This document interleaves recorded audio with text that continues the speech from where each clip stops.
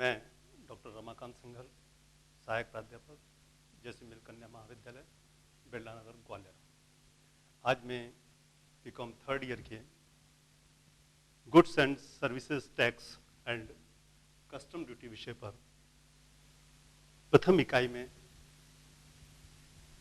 Goods and services tax की कुछ महत्वपूर्ण परिभाषाओं पर आज अपन अध्ययन करेंगे, उस पर प्रकाश डालेंगे। किसी भी विषय को समझने से पहले यह आवश्यक है कि हम उसकी जो महत्वपूर्ण परिभाषाएं हैं हम उनको पूरी तरह से स्पष्ट कर लें, समझ लें, तभी हम उस विषय को अच्छी तरीके से समझ सकते हैं। तो आज हम उसकी महत्वपूर्ण परिभाषाएं, उसकी टर्मिनोलॉजी, उसकी शब्दावली, उसको हम आज समझने का प्रयत्न करते हैं। प्रथम है गुड्स एंड सर्विसेज टैक्स के अंदर प्रथम शब्द आता है गुड्स, या जिसको हम हिंदी में माल भी बोलते हैं।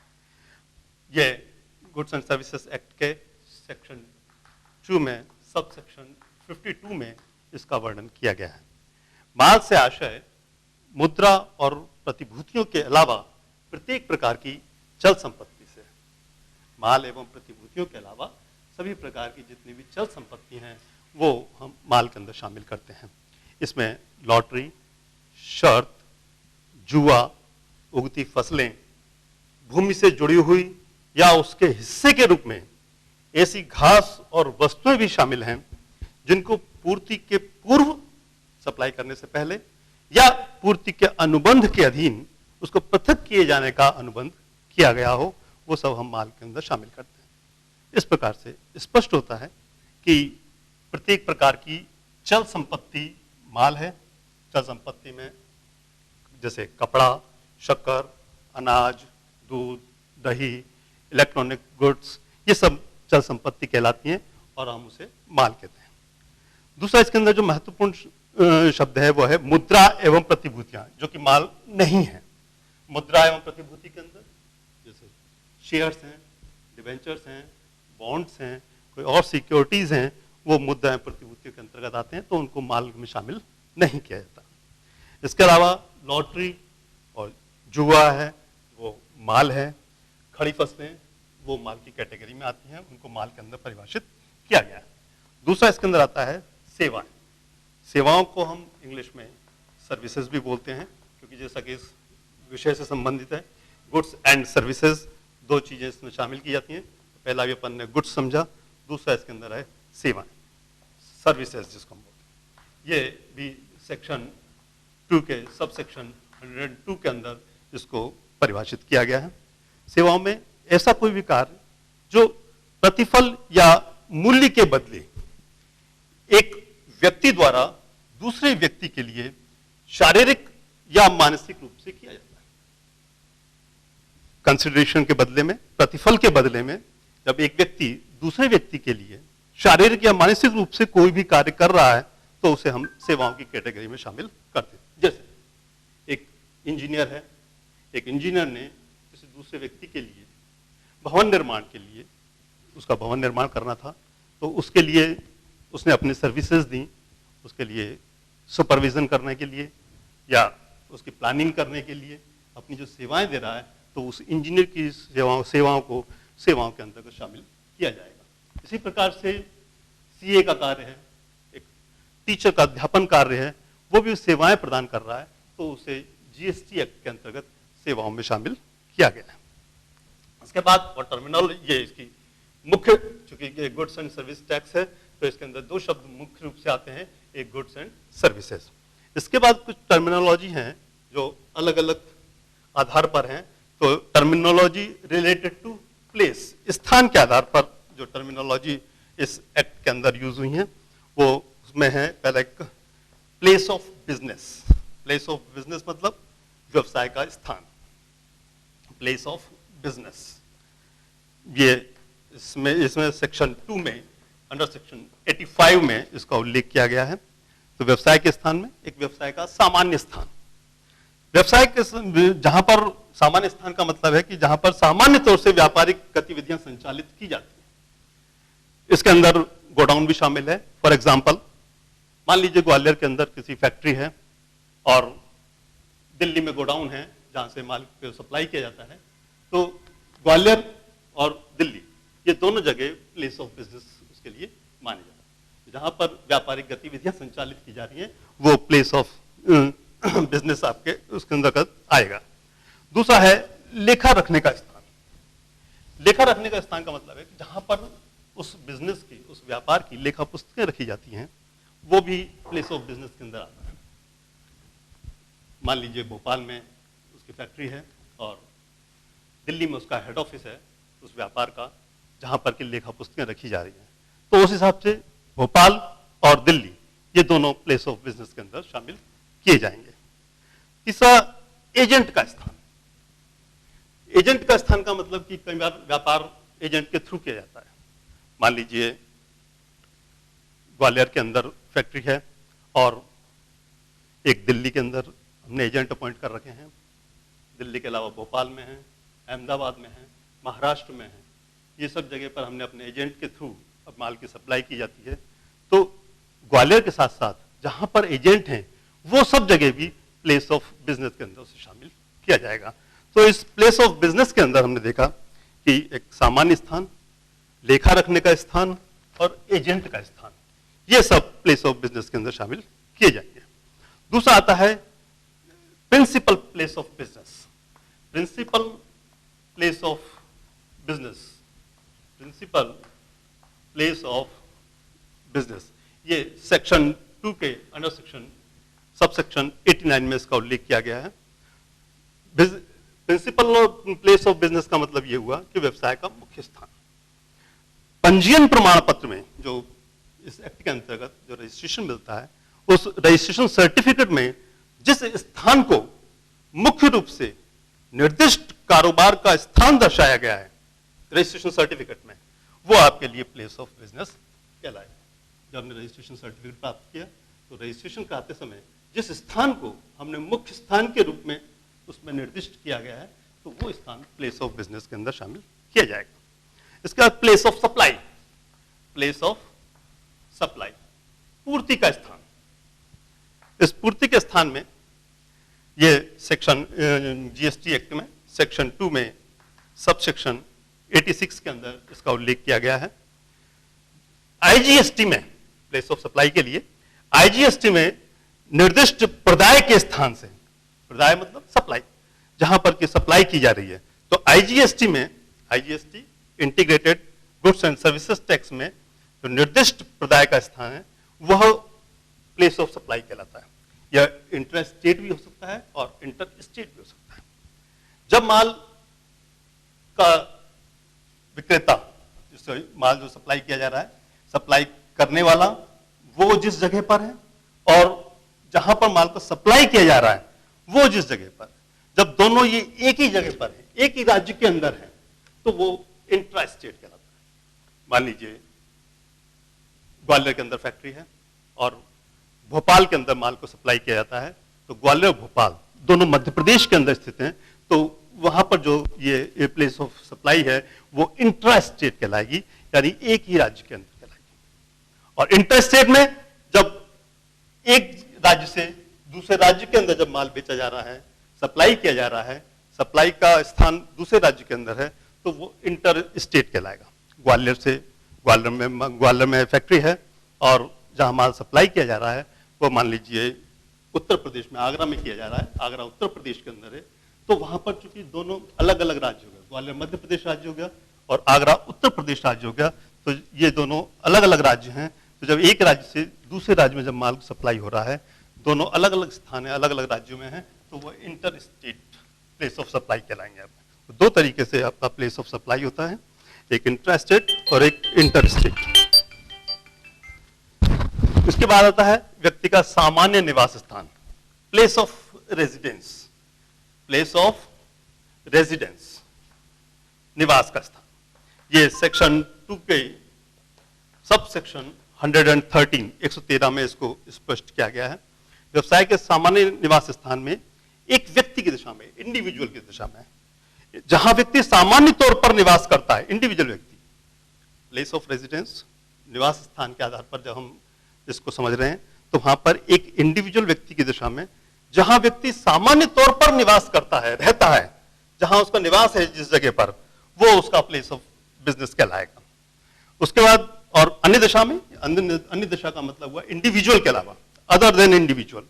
कंपनी है जैसे, तो कंपनी का जहां रजिस्टर्ड है कंपनी, जहां रजिस्टर्ड ऑफिस है कंपनी का, वो उसका सामान्य निवास स्थान कंपनी का कहलाएगा। तो ये जो टर्मिनोलॉजी है, ये टर्मिनोलॉजी आपकी रिलेटेड टू प्लेस के संबंध में हुई। इसके बाद जो टर्मिनोलॉजी आती है, वो टर्मिनोलॉजी रिगार्डिंग टू पर्सन्स, व्यक्ति के संबंध में, रिगार्डिंग टू पर्सन्स। उसके अंदर रिगार्डिंग टू पर्सन्स के अंदर, रिगार्डिंग टू पर्सन्स, व्यक्तियों के संबंध में, व्यक्तियों के संबंध में प्रथम आएगा आपका व्यक्ति या पर्सन। पर्सन किसे कहेंगे हम? ये इस एक्ट के सेक्शन 2 के सब सेक्शन 84 के अंदर इसका वर्णन किया गया है। इस व्यक्ति के अंदर कोई भी एक इंडिविजुअल, इंडिविजुअल यानी एक व्यक्ति विशेष, इंडिविजुअल व्यक्ति विशेष, जैसे कोई राम है, श्याम है, मोहन है, वो एक इंडिविजुअल कहलाएगा, तो वो व्यक्ति की कैटेगरी में आएगा। इसके अलावा HUF, HUF का मतलब हिंदू अनडिवाइडेड फैमिली। इसके बाद एक कंपनी, जो कंपनी होगी वो भी एक व्यक्ति की श्रेणी के अंदर उसको शामिल किया जाएगा। इसके बाद एक फर्म, वो भी एक व्यक्ति की कैटेगरी के अंदर उसको माना गया है GST के अंदर। इसके बाद limited liability partnership, limited liability partnership, limited liability partnership, ये भी एक व्यक्ति की कैटेगरी के अंदर इसको शामिल किया गया है। इसके अलावा association of persons, association of persons, तो एसोसिएशन ऑफ पर्सन्स जो है वो भी एक व्यक्ति माना गया है इसके अंदर, तो उसको व्यक्ति की श्रेणी में लिया गया है। इसके अलावा कोई भी कॉरपोरेशन, एनी कॉरपोरेशन, तो उस कॉरपोरेशन को भी इस व्यक्ति की श्रेणी में माना गया, व्यक्ति में शामिल किया गया है। इसके बाद कोऑपरेटिव सोसाइटी, जितनी भी सोसाइटी हैं वो कोऑपरेटिव सोसाइटी, वो भी व्यक्ति की श्रेणी में लिया गया है, कोऑपरेटिव सोसाइटी। इसके बाद कोई भी लोकल अथॉरिटी, लोकल अथॉरिटी, उस लोकल अथॉरिटी को भी व्यक्ति माना गया है। इसके बाद सेंट्रल गवर्नमेंट या स्टेट गवर्नमेंट, सेंट्रल गवर्नमेंट या state government, state government, state government, ये भी एक व्यक्ति माना गया है। इसके बाद कोई सोसाइटी जो सोसाइटी रजिस्ट्रेशन एक्ट के अंतर्गत रजिस्टर्ड हुई है, वो सोसाइटी को भी व्यक्ति माना गया है। इसका कोई ट्रस्ट, जो ट्रस्ट है वो भी व्यक्ति की श्रेणी में माना गया है। तो ये व्यक्ति से रिलेटेड जो टर्मिनोलॉजी है वो ये सब व्यक्ति के अंदर माना गया है, इसको व्यक्ति माना गया है। इसके बाद आता है आपका टैक्सेबल पर्सन। टैक्सेबल पर्सन कौन होता है? टैक्सेबल पर्सन यानी कर योग्य व्यक्ति, जिसको अपन कहते हैं हिंदी के अंदर।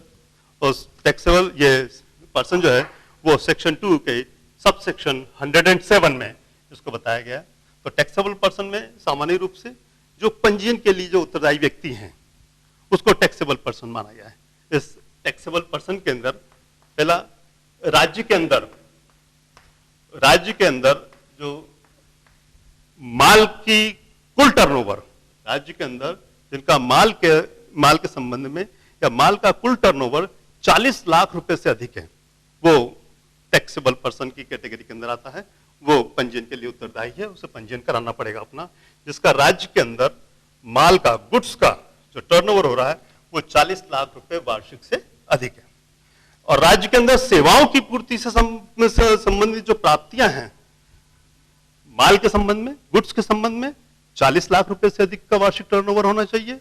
और सर्विसेज के संबंध में, उससे जो सर्विसेज से जो प्राप्तियां हैं वो 20 लाख रुपए वार्षिक से अधिक होनी चाहिए। तो सर्विसेज के लिए वो अंतर्राज्यीय व्यापार में संलग्न व्यक्ति, वो भी टैक्सेबल पर्सन माना जाएगा। अंतर्राज्यीय व्यापार के अंदर हमने कल भी इसके बारे में डिस्कस किया था, उसको हम IGST बोलते हैं। IGST integrated goods and services tax, जो एक राज्य से दूसरे राज्य में जब माल की सप्लाई की जाती है तो IGST के अंतर्गत व्यापार में जो संलग्न व्यक्ति हैं वो सब टैक्सेबल पर्सन माने जाएंगे, भले ही उनका टर्नओवर कितना भी कम या ज्यादा क्यों ना हो। इसके अलावा अनिवासी व्यक्ति, अनिवासी व्यक्ति वो व्यक्ति होता है जो भारत में निवासी नहीं है, तो अनिवासी व्यक्ति वो भी टैक्सेबल पर्सन माना जाएगा। इसके बाद e commerce, e commerce, e commerce या ऑनलाइन जो सप्लायर हैं, ई कॉमर्स से व्यापार करने वाले या ऑनलाइन से व्यापार करने वाले जो सप्लायर हैं, वो भी टैक्सेबल पर्सन की कैटेगरी के अंदर उनको शामिल किया गया है जीएसटी एक्ट के अंतर्गत। इसके बाद आता है आपका registered person, registered person, registered person, ये सेक्शन 2 के सब सेक्शन 94 के अंदर इसको लिख किया गया है जीएसटी एक्ट में। रजिस्ट्रेशन, रजिस्टर्ड पर्सन, जीएसटी में रजिस्टर्ड जिसका हो गया हो, जो व्यक्ति जीएसटी के अंदर रजिस्टर्ड हो गया हो और उसको पंजीयन नंबर जीएसटीएन प्राप्त हो गया हो, जीएसटीआईएन प्राप्त हो गया हो और उसने जीएसटी में अपना रजिस्ट्रेशन करा लिया हो, वो रजिस्टर्ड पर्सन कहलाता है सेक्शन 2 सब सेक्शन 94 के अकॉर्डिंग।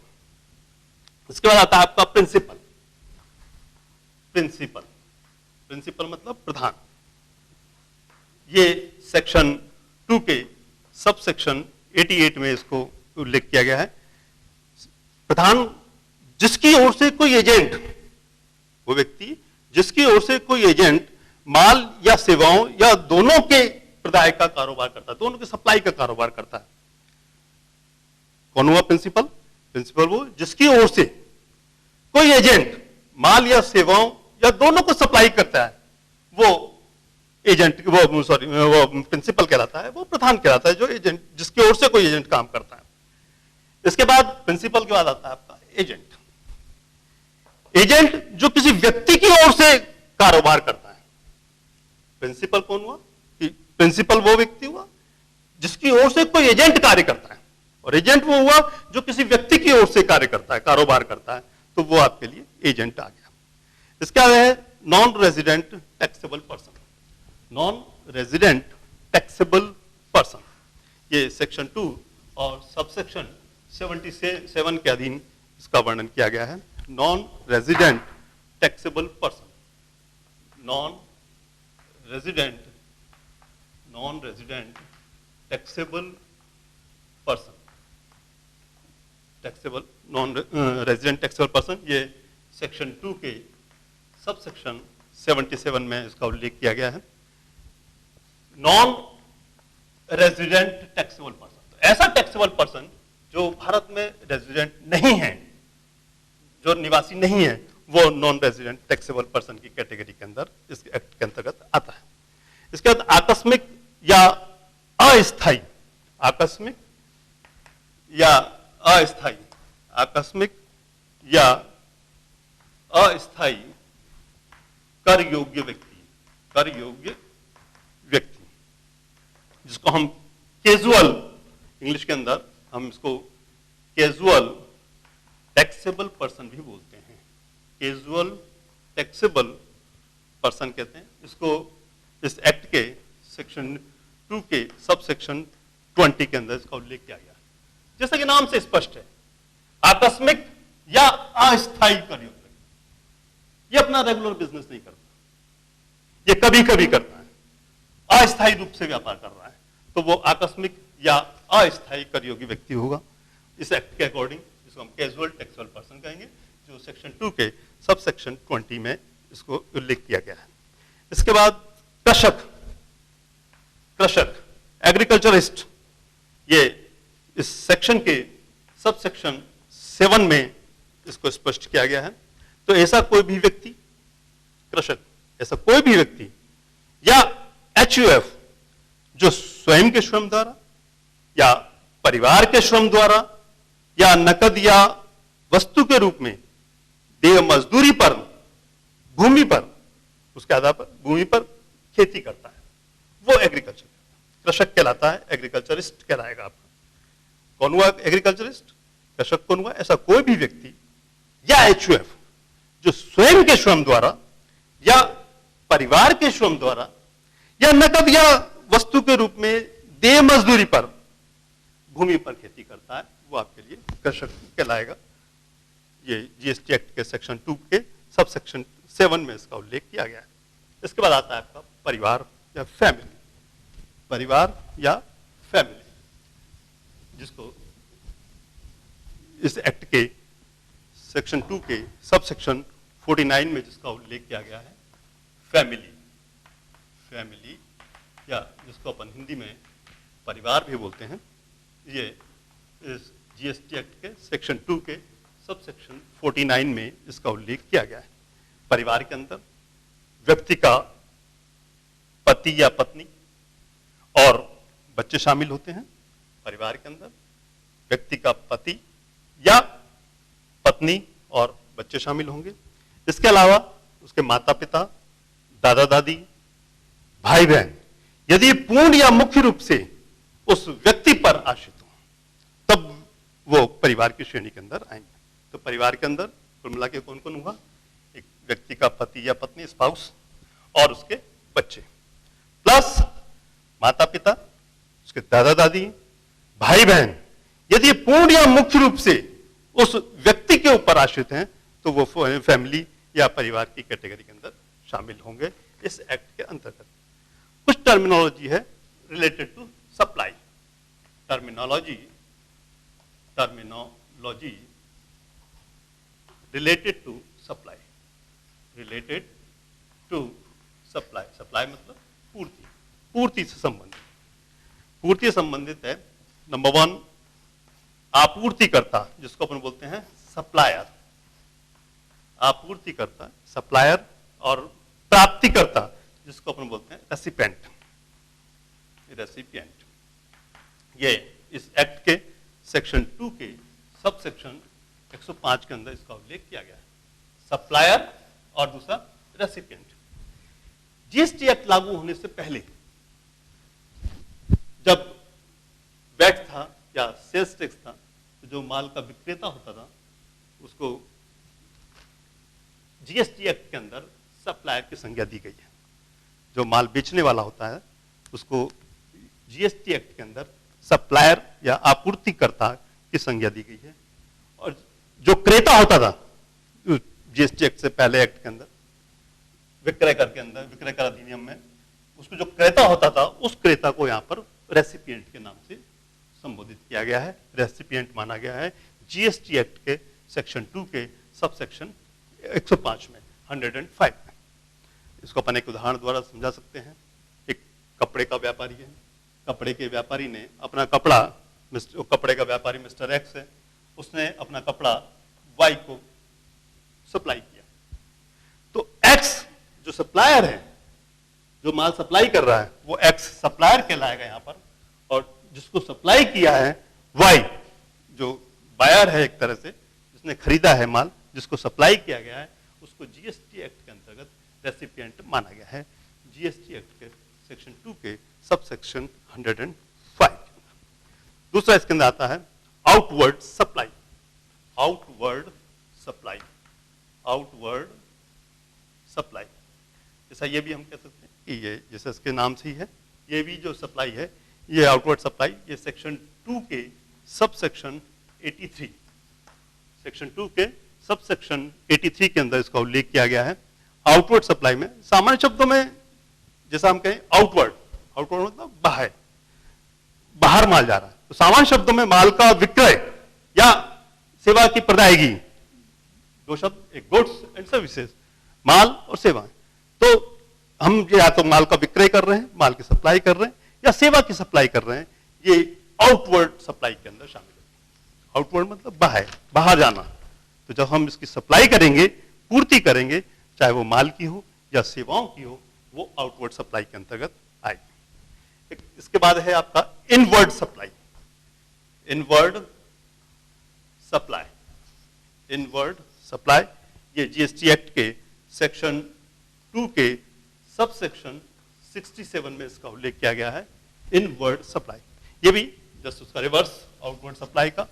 इनवर्ड सप्लाई, ये भी इसके नाम से जैसा ही स्पष्ट हो रहा है, आंतरिक, अगर हम इसको हिंदी में अगर बोलें तो आंतरिक सप्लाई इसको अपन कह सकते हैं, आंतरिक पूर्ति कह सकते हैं, इनवर्ट सप्लाई। तो जब माल का क्रय किया जा रहा है, जब माल या सेवाओं को माल का क्रय किया जा रहा है या सेवाओं की प्राप्ति की जा रही है, जब हम प्राप्ति करें तो ये इनवर्ट सप्लाई के अंदर आएगा।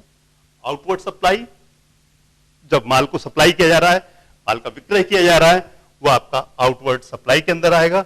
और जब माल का परचेस किया जा रहा है, खरीदा जा रहा है, तो वो आपका इनवर्ट सप्लाई के अंदर आएगा। इसका non taxable supply, non taxable supply. Non taxable का मतलब हुआ कि ऐसे आइटम जो जीएसटी एक्ट के अंतर्गत टैक्सेबल नहीं है, कर योग्य नहीं है, यानी कर मुक्त है। तो जो कर मुक्त माल की जो सप्लाई की जा रही है वो नॉन टैक्सेबल सप्लाई के अंतर्गत उसको शामिल किया जाएगा। ये नॉन टैक्सेबल सप्लाई सेक्शन 2 के सब सेक्शन 78 के अंदर इसका उल्लेख किया गया। नॉन टैक्सेबल सप्लाई, तो ऐसा माल जो टैक्सेबल नहीं है, ऐसी सर्विसेज जो टैक्सेबल नहीं है, उनको जब सप्लाई की जा रही है तो वो नॉन टैक्सेबल सप्लाई के अंदर शामिल होंगी इस एक्ट के सेक्शन 2 के सब सेक्शन 78 में। टैक्सेबल सप्लाई, टैक्सेबल सप्लाई, ये भी जैसा इसके नाम से ही स्पष्ट है, टैक्सेबल सप्लाई। ऐसी सप्लाई जो जीएसटी एक्ट के अंतर्गत टैक्सेबल है, कर योग्य माल की जब सप्लाई की जा रही है, इनके ऊपर कर लगता है, इस जीएसटी एक्ट के अधीन जो टैक्सेबल हैं, जब उनकी सप्लाई की जाएगी तो वो टैक्सेबल सप्लाई के अंदर आएगा। ये जीएसटी एक्ट के सेक्शन 2 के सब सेक्शन 108 के अंदर इसका उल्लेख किया गया है। तो ये टैक्सेबल सप्लाई हो गई। अभी नेक्स्ट है mixed supply. Mixed supply, mixed supply, mixed supply ये जीएसटी एक्ट के सेक्शन 2 के सब सेक्शन 74 में इसको स्पष्ट किया गया है। जैसे मिक्स सप्लाई में कहें, जैसे इसके नाम से मिक्स्ड है, डिफरेंट टाइप्स के गुड्स हैं, जैसे चॉकलेट है, बिस्किट है, ड्राई फ्रूट्स हैं, अलग अलग वस्तुएं हैं ये। लेकिन जब हम इनको एक ही पैकेट में रखकर एक मूल्य पर जब हम इनको सप्लाई करते हैं तो वो मिक्स सप्लाई के अंदर है। इनको अलग अलग भी बेचा जा सकता है, अलग अलग भी सप्लाई किया जा सकता है। अगर हम इन्हें अलग अलग सप्लाई करेंगे तो फिर ये मिक्स सप्लाई में नहीं आएगा।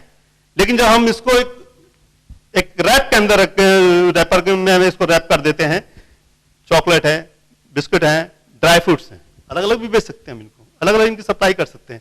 लेकिन हम जब तीनों चीजों को एक ही पैक में करके, एक ही पैकिंग में कर एक मूल्य पर हम जब इसको सप्लाई करते हैं तो वो मिक्स सप्लाई माना जाता है। वो मिक्स सप्लाई की कैटेगरी के अंदर उसको शामिल किया जाएगा। देन है प्रिंसिपल सप्लाई। प्रिंसिपल सप्लाई मतलब मुख्य सप्लाई जिसको अपन बोलते हैं, मुख्य आपूर्ति जिसको हिंदी में बोला जाता है, वो कहलाता है आपका principal supply. Principal supply, principal supply, मुख्य सप्लाई जिसको अपन बोल सकते हैं, मुख्य पूर्ति बोल सकते हैं, मुख्य आपूर्ति बोल सकते हैं। ये सेक्शन 2 के सब सेक्शन 90, सब सेक्शन 90 में इसका उल्लेख किया गया है। जैसे एक, इसको अपन समझने के लिए एग्जांपल दे सकते हैं प्रिंसिपल सप्लाई के लिए। एक मोटर कार के साथ, एक मोटर कार है तो मोटर कार सप्लाई कर रहे हैं, तो उस मोटर कार के साथ में स्टेपनी के रूप में टायर है, टेप रिकॉर्डर है, ये इसकी भी पूर्ति की जाती है कार के साथ में। तो जो कार होगी वो मोटर कार प्रिंसिपल सप्लाई कहलाएगी। समझ में नहीं आया? जैसे कार की सप्लाई कर रहे हैं, तो जब कार की सप्लाई कर रहे हैं तो कार के साथ में एक स्टेपनी के रूप में एक टायर दिया, ट्यूब टायर, एक वो दिया, और प्लस कोई टेप रिकॉर्डर वगैरह दिया साथ में। तो जो कार है वो प्रिंसिपल सप्लाई कहलाएगी आपकी, और बाकी जो सब्सिडी सप्लाई है वो उसकी एक्सेसरीज जो होंगी वो उसकी सब्सिडी सप्लाई के अंतर्गत मानी जाएंगी, तो वो principal supply.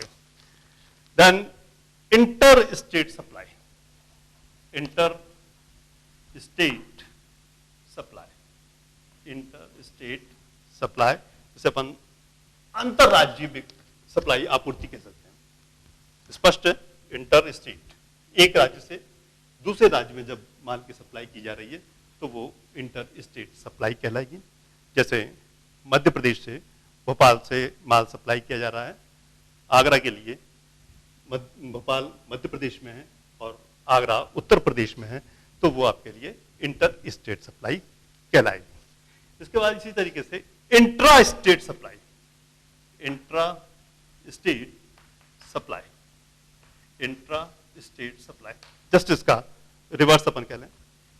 Interstate supply के अंदर एक राज्य से दूसरे राज्य में सप्लाई की जाती है, जबकि इंट्रा स्टेट सप्लाई के अंदर राज्य के अंदर विद इन द स्टेट जब माल की सप्लाई की जाती है तो वो आपका इंट्रा स्टेट सप्लाई की जाती माना जाता है। जैसे ग्वालियर से माल भोपाल में सप्लाई किया गया, इंदौर में सप्लाई किया गया, तो वो आपके लिए इंट्रा स्टेट सप्लाई होगा, क्योंकि भोपाल इंदौर जो है वो मध्य प्रदेश में है और ग्वालियर भी मध्य प्रदेश के अंदर है, तो वो आपके लिए इंट्रा स्टेट सप्लाई आएगा। इसके बाद आएगा आपका continuous supply of goods, continuous supply of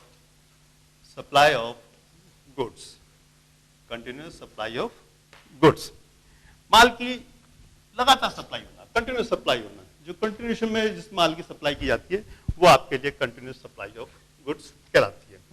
इसके बाद continuous supply of services, continuous supply of services, चूंकि ये एक्ट गुड्स एंड सर्विसेज से संबंधित है, गुड्स भी है और सर्विसेज भी है। पहले वाले में कंटिन्यूअस सप्लाई ऑफ गुड्स का था, माल की थी, और ये सर्विसेज की कंटिन्यूअस सप्लाई है। तो आपके लिए कंटिन्यूअस जब सर्विसेज की कंटिन्यूअस सप्लाई की जा रही है तो वो आपके लिए कंटिन्यूअस सप्लाई ऑफ सर्विसेज के अंदर शामिल किया जाएगा। इसके बाद कुछ टर्मिनोलॉजी है टर्नओवर से संबंधित, terminology related to turnover. Turnover को अगर हम एक साधारण शब्दों में बात करें तो विक्रय के रूप में जितने माल सप्लाई की जा रही है उसका जो ग्रॉस टोटल होता है, जो भी माल सप्लाई किया जा रहा है वो टर्नओवर कहलाता है। तो terminology related to turnover, terminology related to turnover.